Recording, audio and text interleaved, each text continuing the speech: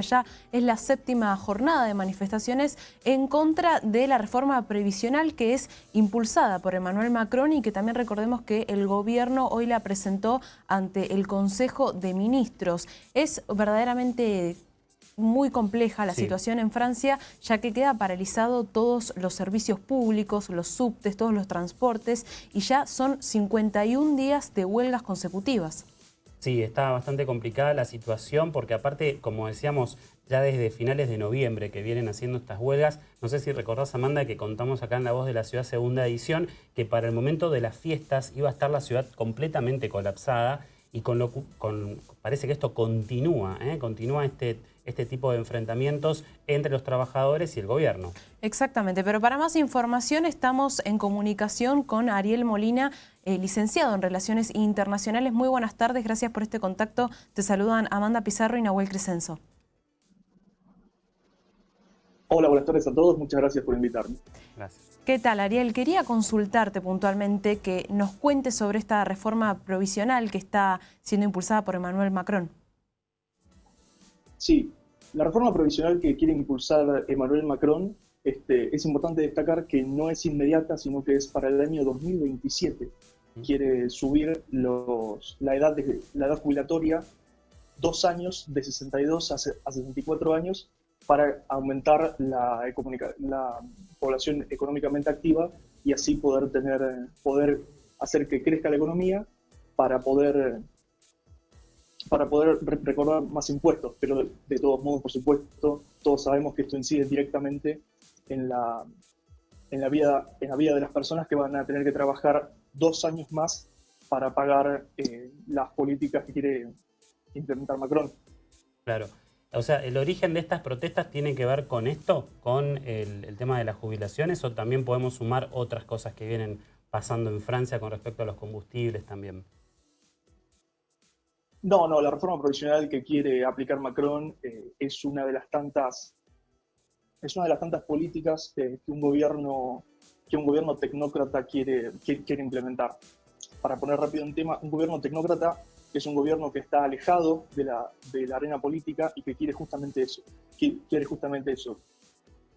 Poder disminuir la arena política para que el Poder Ejecutivo tenga muchísimo más poder. Y Ariel, las protestas en diciembre comenzaron de una manera bastante fuerte. ¿Pensás que se fueron debilitando? ¿Pensás que cómo? Perdón. ¿Se fueron debilitando? No, para nada. A ver, las protestas primero empezaron a las afueras de París, que es donde se encuentra el germen de las protestas sociales que estallan hoy en el siglo XXI. Lo explico rápidamente. Durante la década del 70 y del 80, la arena pública y la arena social y la arena política de las afueras de París fue diezmada. Fueron diezmados servicios públicos como hospitales, correos, escuelas. Por lo tanto, la gente de los suburbios dejó de poder hacer su vida en los suburbios y tuvo que concentrarla completamente o casi completamente en París.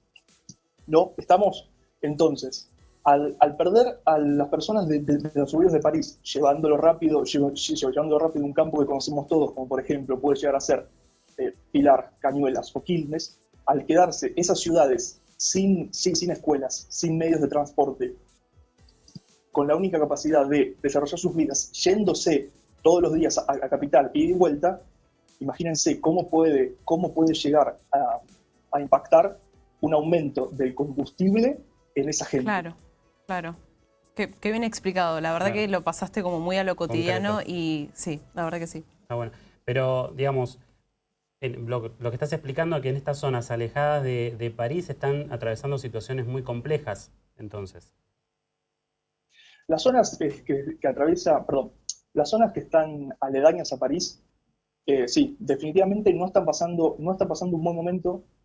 No lo digo yo, no pasa ahora, sino que imagínense que sociólogos o antropólogos de la talla de Pierre Bourdieu ya lo han notado y ya han hecho muchos escritos sobre lo que es la arena social, el campus y el hábito, donde las personas pueden desarrollarse como seres humanos, como seres sociales. Se los ha sido arrebatado, se los ha sido quitado por parte del gobierno francés, porque se ha quedado sin instituciones. Entonces, esto lo lleva a volcarse a la ciudad, y imagínense que esto lleva más o menos 30, 40 años, pero hoy un jugador muy importante en estas protestas es la forma de convocatoria, son las redes sociales. Las redes sociales han logrado unir todos estos puntos aledaños de París para que converjan todos justamente en París. Claro, esta concentración masiva. Y ahora, Ariel, ¿por qué chalecos amarillos?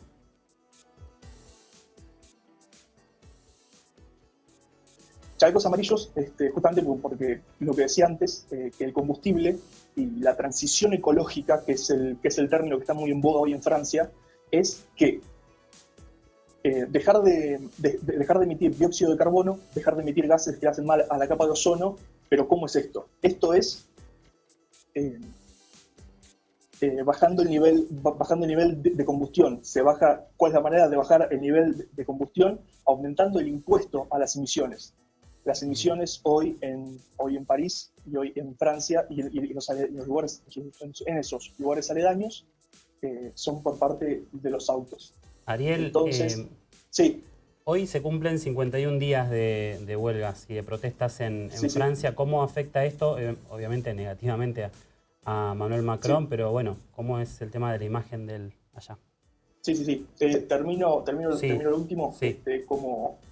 Como las protestas giran alrededor del transporte y los autos son muy importantes y la calidad de vida de los autos es muy importante en los franceses. Justamente los chalecos amarillos son los chalecos que llevan obligatoriamente los autos en todo el mundo para bajarse y cambiar una goma, por ejemplo. Entonces ese es el símbolo que los representa a ellos, los que tienen que ir y venir todos los días a París para poder desarrollar su vida. Ahora sí, si me repetís la pregunta. Simplemente para saber el tema de la imagen de Emmanuel Macron, teniendo en cuenta tantos días de protestas. Ya el 51 se cumple hoy.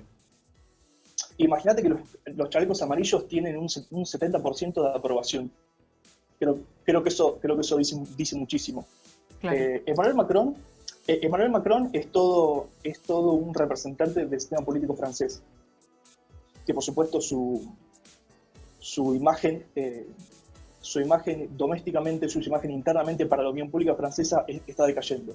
Emmanuel Macron cuando fue elegido en el 2017, fue casi un suspiro de alivio, porque le ganó el balotaje a alguien de extrema derecha como Marine Le Pen, que supuestamente venía por todos los derechos sociales y los derechos laborales y humanos de los franceses.